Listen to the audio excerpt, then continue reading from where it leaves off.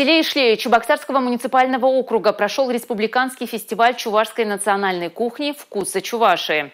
Его участники – 18 организаций, потребкооперации, организаций торговли и общепита.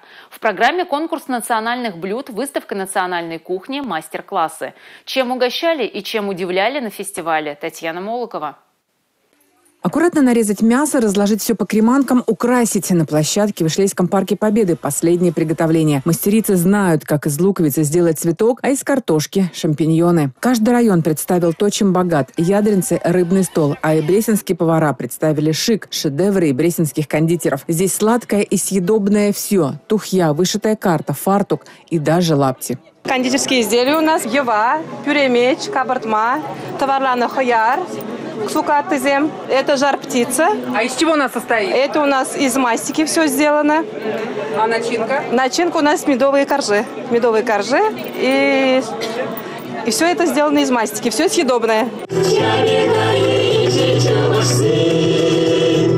Олег Николаев отметил, такие фестивали – элемент притяжения туристов и дань уважения к истории нашего народа.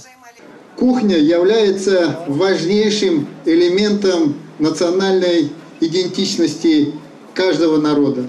И, несомненно, кухня, чувашская кухня, очень ярко и вкусно отражает нашу самобытность, историю, как народ развивался.